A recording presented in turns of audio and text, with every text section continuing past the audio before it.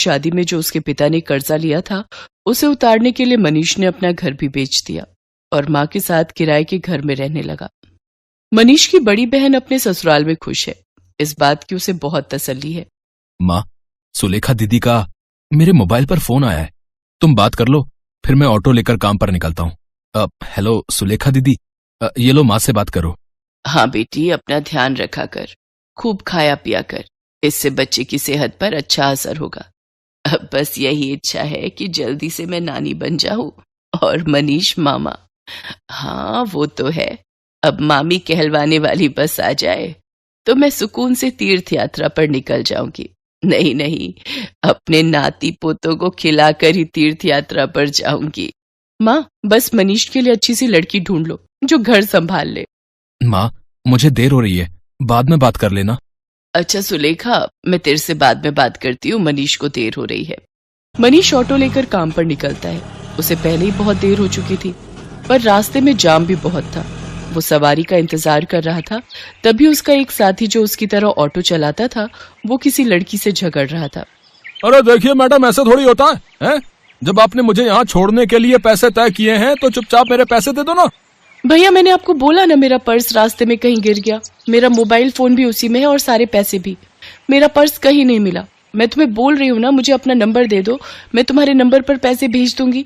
अभी मुझे देर हो रही है, मुझे सामने होटल में एक फंक्शन में पहुंचना है।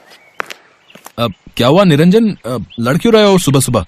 अरे देखना यार, सुबह सुबह पहली सवारी मिली और वो भी मुझे पैसे देने के लिए मना कर रही है। इन मैडम का पर्स कहीं खो गया है और मुझसे कह रही है कि पैसे बाद में देंगी। अरे ऐसा थोड़ी होता है भाई। कोई बात नहीं निरंजन, कभी कभी किसी की परेशानी को भी समझना चाहिए। एक काम कर, तेरे कितने पैसे बने मैं दे देता हूँ, ये मैडम मुझे बाद में दे देंगी। मनीष निरंजन को ऑटो के 200 रुपए दे देता है। Thank you so much. मेरा नाम अर्चना है, आप मुझे अपना नंबर दे दो, मैं आपके नंबर पर ऑनलाइन पेमेंट भेज दूंगी। बाकी अगर मुझे देर ना होती तो मैं आपको अभी पैसे दे देती। अब कोई बात नहीं मैम, ये लीजिए मेरा नंबर। अर्चना नाम की वो लड़की मनीष का मोबाइल नंबर ले लेती है और अगले दिन मनीष के मोबाइल पर पैसे ट्रांसफर कर देती है। आपके पैसे मैंने अकाउंट में भेज दिए हैं, आप चेक कर लीजिए। और कल के लिए एक बार फिर से थैंक यू, आपने अनजान होकर भी मेरी मदद की। अर्चना और मनीष बात करने लगते हैं। अर्चना को मनीष से बात करना बहुत अच्छा लग रहा था। उसके बाद एक दो बार अर्चना की मुलाकात मार्केट में मनीष से हो ही जाती है। धीरे धीरे दोनों दोस्त बन जाते हैं। मनीष को पता चलता है कि अर्चना एक बहुत ही अमीर खानदान की लड़की है, तो वो उसे समझाता है। अर्चना, तुम बहुत ही अमीर खानदान की लड़की हो, तुम में और मेरे में जमीन आसमान का फर्क है। मैं एक मामूली ऑटो रिक्शा चलाने वाला गरीब लड़का हूँ। तुम्हारा और मेरा यूं दोस्ती रखना ठीक नहीं है, प्लीज तुम मुझसे मत मिलो। तुम ना मिलने की बात कर रहे हो, पर आज तो मैं तुम्हें अपने प्यार का इजहार करने आई थी।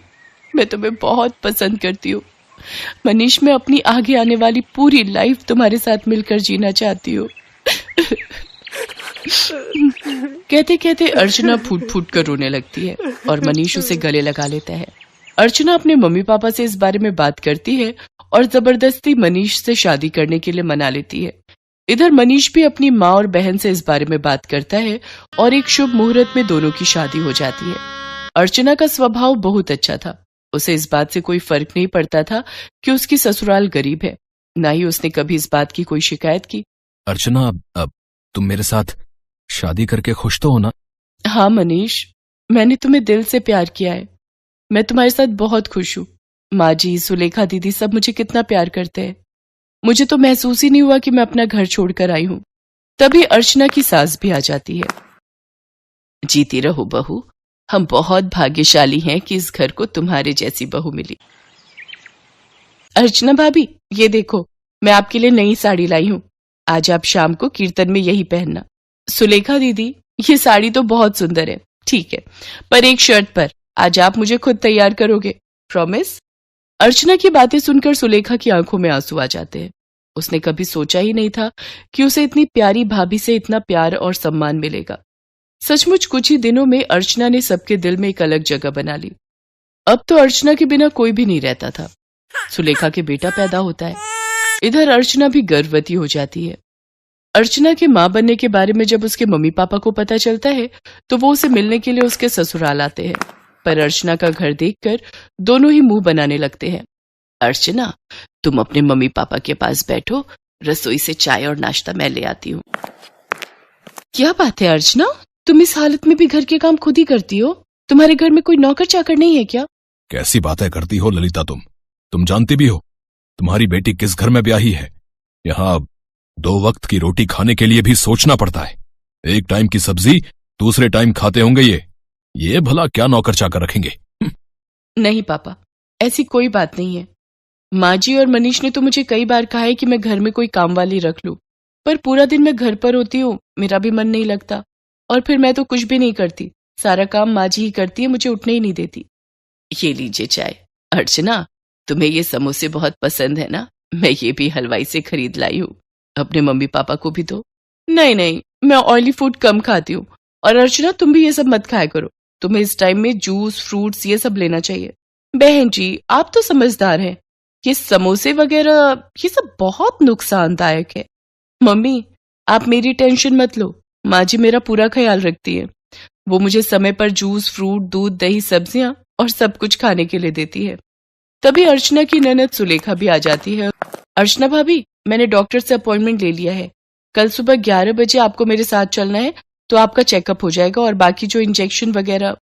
सुलेखा, तुम्हारा कौन से हॉस्पिटल में बच्चा हुआ था जिस डॉक्टर के बारे में तुम बात कर रही हो? जी, वो बड़े बाजार में जो हॉस्पिटल है जहां डॉक्टर नेहा बैठती हैं, वो सस्ता बेकार सा हॉस्पिटल। अर्चना, तुम उस हॉस्पिटल में चेकअप के लिए जाओगी? तुम्हारा दिमाग तो ठीक है। अर्चना, तुम एक मामूली से हॉस्पिटल में चेकअप के लिए जाओगी? तुम चिंता मत करो, इन लोगों के पास अगर तुम्हारे इलाज के लिए पैसे नहीं है तो क्या हुआ, मैं तुम्हारे लिए इस शहर के सबसे बड़े नामी हॉस्पिटल में आज ही बात कर लेता हूं। और तुम अभी के अभी अपना सामान पैक करो और हमारे साथ चलो। किसके घर? आपके घर पापा? मैं अभी अपना घर छोड़कर कहीं नहीं जा सकती। मुझे डॉक्टर नेहा, जो कि एक बहुत बड़ी और समझदार डॉक्टर है, उन्होंने सुलेखा दीदी की नॉर्मल डिलीवरी की है। उन्होंने मुझे पूरा रेस्ट करने के लिए बोला है। और शायद आपने ठीक से सुना नहीं, मुझे कल सुलेखा दीदी के साथ डॉक्टर के पास जाना है। आप थोड़ी देर और बैठेंगे या जा रहे हैं? क्योंकि अभी ना मनीष आने वाले हैं। वो शहर में एक नया रेस्टोरेंट खुला है, वहां पर मेरी फेवरेट आइसक्रीम मिलती है, तो आज मेरा वो खाने का प्लान है, तो हम सब डिनर के लिए जाने वाले हैं।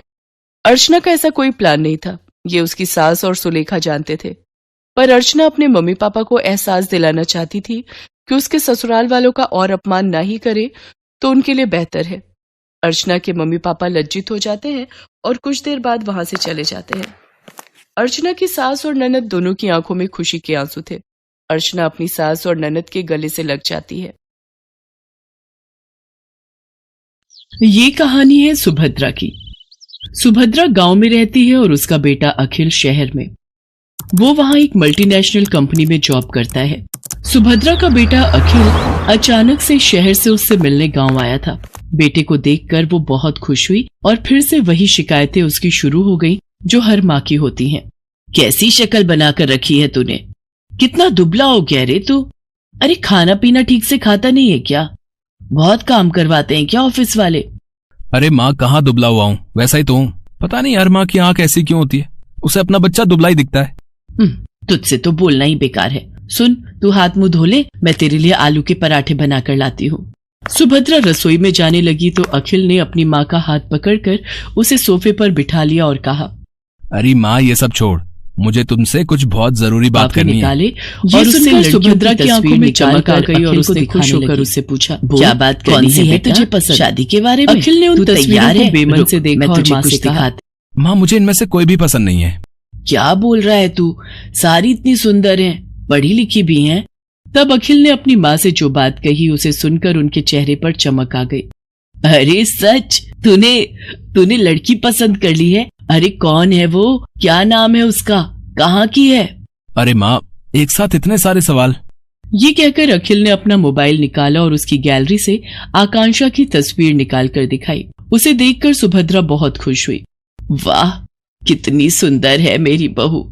मैं बहुत खुश हूँ बेटा, बहुत खुश। अखिल और आकांक्षा की शादी हो गई। जब वो पहली बार उसे लेकर घर आया तो सुभद्रा द्वार